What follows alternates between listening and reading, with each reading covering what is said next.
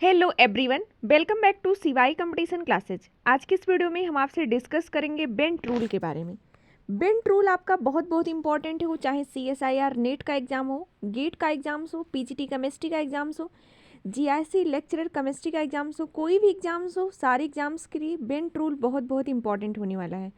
अगर अभी तक आपने हमारे चैनल को सब्सक्राइब नहीं किया है तो सब्सक्राइब ज़रूर करें और हाँ, बेल नोटिफिकेशन को ज़रूर ऑन करें जिससे आपको आने वाली हर वीडियो की नोटिफिकेशन मिल सके। तो हम जानते हैं बेंट रूल होता क्या है। तो बेंट रूल की अगर आप बात करें तो कुछ ऐसे मॉलिक्यूल्स के स्ट्रक्चर्स मिलेंगे जो स्ट्रक्चर क्या होंगे, सिमेट्रिकल नहीं होते हैं, यानी सारी बॉन्ड एंगल उसमें क्या होती है, सेम नहीं होती है। तो ऐसे मॉलिक्यूल्स का स्ट्रक्चर्स बताने के लिए बेंट रूल यूज किया गया था। जनरली आप विस्पर थ्योरी में पढ़ते हैं कि लोन पेयर का रिपल्सन सबसे ज़्यादा होता है, फिर बॉन्ड पेयर लोन पेयर का होता है, फिर बॉन्ड पेयर का होता है। ये रिपल्सन वाला ऑर्डर जो होता है ये विस्पर थ्योरी में बताया गया है, जिसके आधार पे आप लोन पेयर को अरेंज करते हैं, क्योंकि लोन पेयर का रिपल्सन सबसे ज़्यादा होता है, फिर बॉन्ड पेयर लोन पेयर का, फिर बॉन्ड पेयर का होता है। तो हम देखते हैं कि सबसे पहला जो फास्टुलेट है आपका बेंट रूल का, वो क्या कहता है, it is applicable when structure are not symmetrical, completely symmetrical नहीं है, that is all the bond angle not same.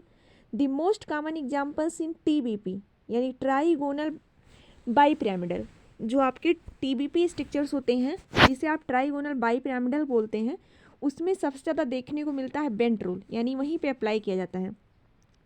तो कोई अगर स्ट्रक्चर ट्राइगोनल बाईपिरामिडल होगा तो वहाँ हाइब्रिडेशन क्या बनेगी, sp3d बनेगी।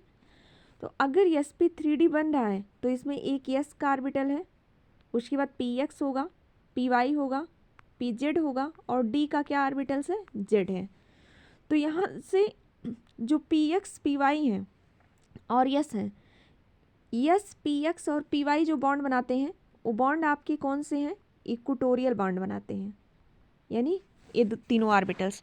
जबकि pz और dz वाला जो ऑर्बिटल्स है ये कौन सा बॉन्ड बनाता है, एक्सियल बॉन्ड।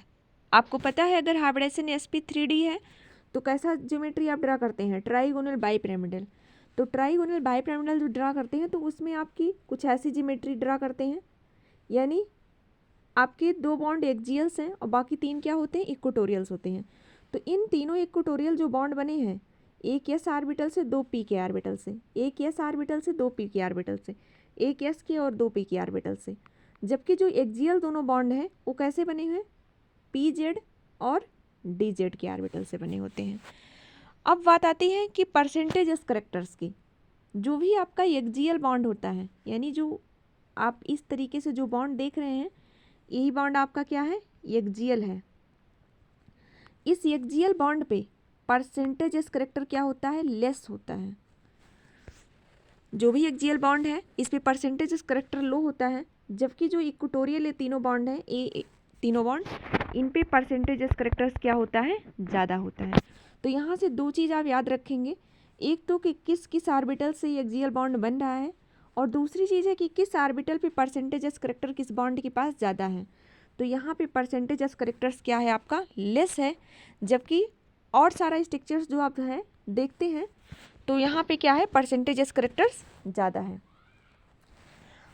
यहाँ पे आप देख रहे हैं फॉर TBP स्ट्रक्चर यानी ट्राइगोनल बाईपिरामिडल स्ट्रक्चर में एक्सियल ऑर्बिटल्स, जो आपकी एक्सियल्स पे बॉन्ड होंगे वहाँ के जो ऑर्बिटल्स होंगे, हैव लेस s करैक्टर्स, यानी इनका s करैक्टर क्या होगा, लेस होगा then equatorial orbitals. Equatorial orbitals पे जो बॉन्ड होंगे, इक्वेटोरियल्स बॉन्ड पे, therefore more electronegative atom or group to prefer to join axial position. यानी ट्राइगोनल बाईपिरामिडल अगर कोई स्ट्रक्चर ड्रा कर रहे हैं आप, उसमें अगर आपके पास कोई इलेक्ट्रोनेगेटिव एटम आ रहा है तो उस इलेक्ट्रोनेगेटिव एटम्स को आप कहाँ पे ड्रा करेंगे, एक्सियल पोजीशन पे ड्रा करेंगे, वहाँ पे ड्रा करेंगे जहाँ पे परसेंटेज करैक्टर क्या होगा, सबसे कम होगा। तो अगर आपको हम कह रहे हैं कि स्ट्रक्चर आप बनाइए, आप स्ट्रक्चर बना दीजिए PF2Cl3 का, तो आपका कितने बॉन्ड पेयर हो गए, 3 और 2 5 बॉन्ड पेयर हो गए इसके। तो इसका स्ट्रक्चर अगर आपको ड्रा करना है तो कैसे ड्रा करेंगे, एक आप फास्फोरस लगाएंगे, बाकी 3 आपको क्या करना है, क्लोरीन लगाना है और 2 फ्लोरीन लगाना है। तो यहाँ पे अब आपका कौन सा रूल अप्लाई होगा, बेंट रूल। बेंट रूल क्या कहता है कि जो मोस्ट इलेक्ट्रोनेगेटिव एटम्स अथवा ग्रुप होगा वो कहाँ प्रीफर करेगा, वहाँ पे जहाँ पे परसेंटेज करेक्टर लेस होगा। परसेंटेज करेक्टर किस बॉन्ड पे लेस होता है, इन्हीं दोनों बॉन्ड पे। ये दोनों बॉन्ड क्या हैं, एक जीएल बॉन्ड है, तो यहाँ पे परसेंटेज करेक्टर्स कम होगा, तो यहीं पे आपकी जो मोर इलेक्ट्रोनेगेटिव एटम अथवा ग्रुप है सबसे पहले आएगा। इसके बाद अगर बच रहा है तो यहाँ पे जाएगा इक्वेटोरियल पे, नहीं तो नहीं जाएगा।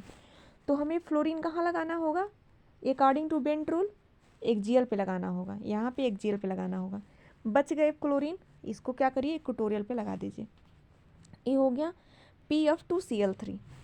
इसी अकॉर्डिंग अगर आपको कोई भी स्ट्रक्चर मिल रहा है और वहाँ पे आपका ट्राइगोनल अथवा ऑक्टाहेड्रल जो भी ज्योमेट्री ड्रा कर रही है, तो बेंट रूल के अकॉर्डिंग आप हमेशा क्या करेंगे, जो सबसे ज़्यादा इलेक्ट्रोनेगेटिव एटम होगा उसको क्या करेंगे, जहाँ पे लेस एस करेक्टर है यानी एक जीएल पे उसको रखेंगे। यही आपका बेंट रूल कहता है। According to Bent rule trigonal bipyramidal structure more electronegative atom or group prefer to the axial position. अगला देख रहे हैं, if axial and equatorial group are same, जैसे PCl5 है, यहाँ पे क्या है, सारे आपके एक ही ग्रुप है, चाहे एक्सियल पे लगाइए चाहे लगाइए। Then axial bond length are longer if the group or atom are different, then that bond angle will be longer which has bigger atom or group.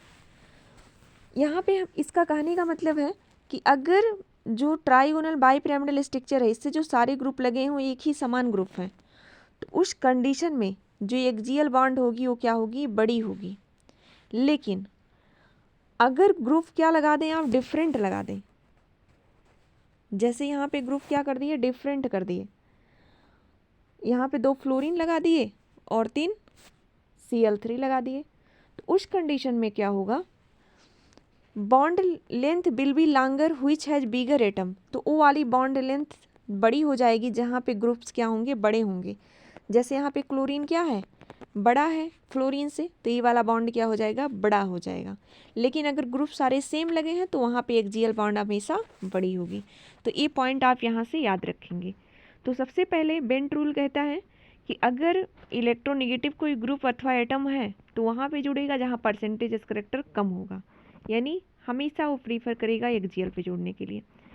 इसके अलावा कुछ एग्जांपल्स और देख लेते हैं।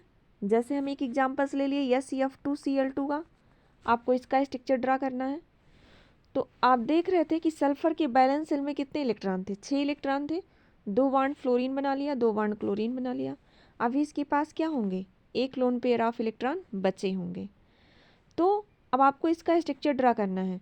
तो आप देख रहे हैं 4 बॉन्ड पेयर है, एक लोन पेयर है, यानी ज्योमेट्री क्या बनाएंगे, ट्राइगोनल बाइपिरामिडल बनाएंगे। तो एक सल्फर ले लीजिए और एक ट्राइगोनल बाइपिरामिडल स्ट्रक्चर ऐसे ड्रा कर लीजिए।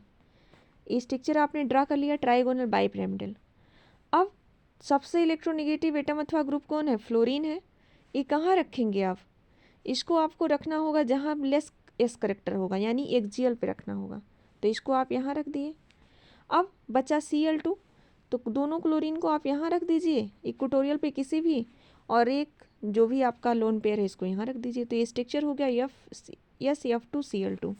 बेंट रूल में बस कुछ नहीं है, बस आपको यही देखना है कि जो भी मोस्ट इलेक्ट्रोनेगेटिव ग्रुप अथवा एटम होगा वो कहाँ पे प्रीफर करेगा, उसको कहाँ रखेंगे, एक्सियल पे रखेंगे कि इक्वेटोरियल पे रखेंगे, अथवा परसेंटेज करेक्टर कहाँ पे कम होता है, एक्सियल पे कम होता है कि इक्वेटोरियल पे कम होता है।